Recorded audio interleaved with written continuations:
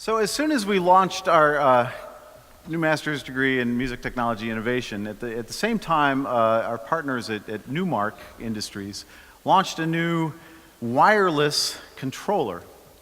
And we got a hold of enough of these to give them to every one of the people in the music technology innovation program. Since then, I've been constantly interrupted in class by the clicking of finger sounds. No, not really. But what we did is we had a competition. We decided we'd have a competition to see who could come up with the coolest application for this device. And you see before you here the victors of that competition. We had one 9-member ensemble, a veritable orbit chamber orchestra breakout, and many people did this on their own. But this group was victorious. They are called the Rule of Threes. And just to give you some sort of an idea of what's going to be going on here, Will Clark will be controlling video, and that's also a video cue, and also he'll start the jam by sounding something like this.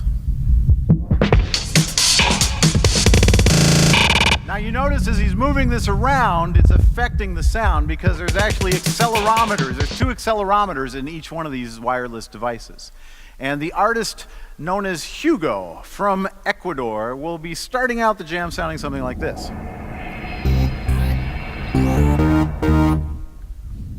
And the artist known as Tim Schuler will start out the jam sounding like this.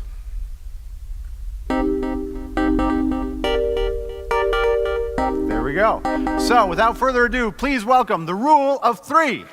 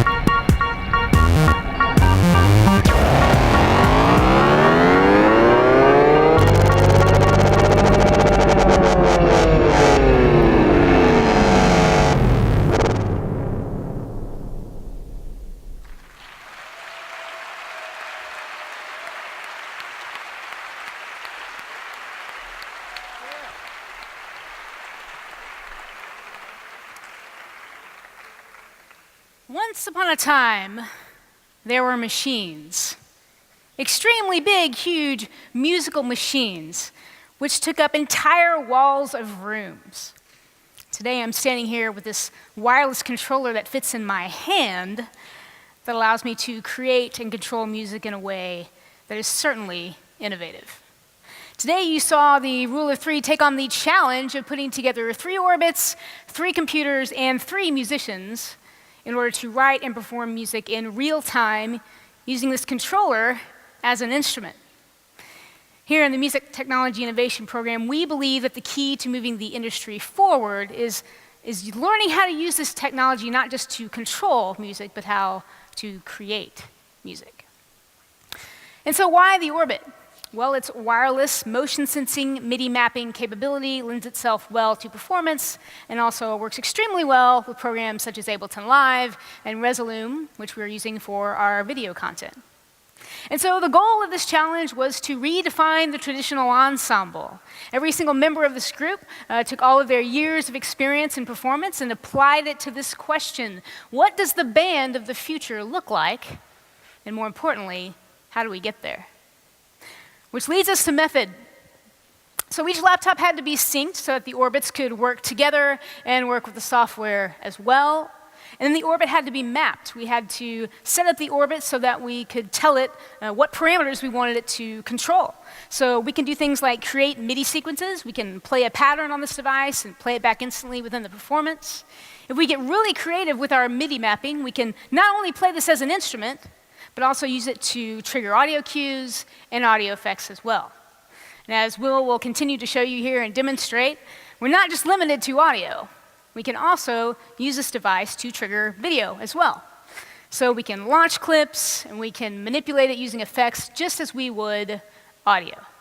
It really makes performing fun. I remember my first experience with music technology was with this device right here, my Casio Tone MT40. I remember running home from school, and I would play my Prince songs with my huge collection of drum loops, of which there were only 6. And I just remember having fun performing, and I remember looking at this device, looking at the Casio, thinking, what's next? And today, I'm looking at this device, I'm looking out at a sea of innovators, and I'm thinking, why can't we answer that question? Here in the Music Technology Innovation Program at Berkeley, we've decided to take on the challenge of answering that question. Thank you very much.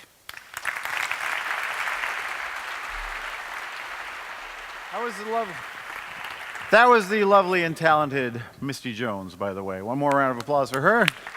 Yes. All right. And now to close the show, from India, the tabla artist known as MT. On the electronic wind instrument, from England, we have, I want to call you Beth Cornwall, Beth Schofield. And from both India and Florida, we have the lovely and talented Ganavia Doraiswamy. We have been embarking on a project just in the last few weeks to turn Clara Barbera, a prima donna ballerina from right here in Spain, into a musical instrument. Professors Ben Hogue and Ben Cantil have both been working on this, as well as others. And we have strapped motion detectors with blue lights on them to her toes and to her fingers. And these can detect how she moves through space, both back and forth and up and down. And we can map this to all sorts of different things. Claire, could you demonstrate for us?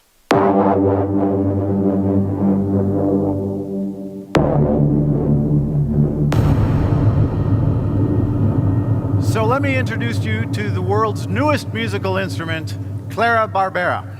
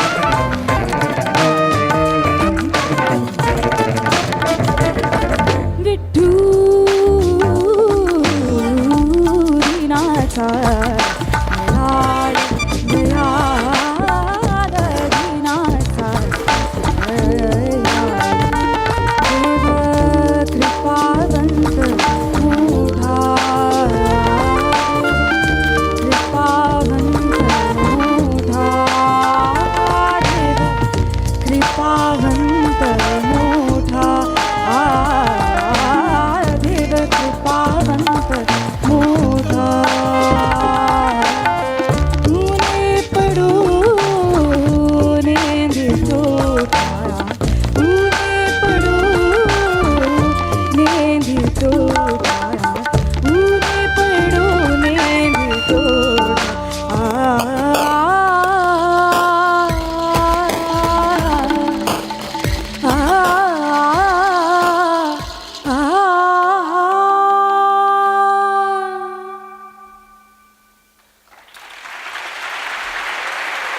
The Berklee College of Music Scratch Ambassadors, thank you very much. So long.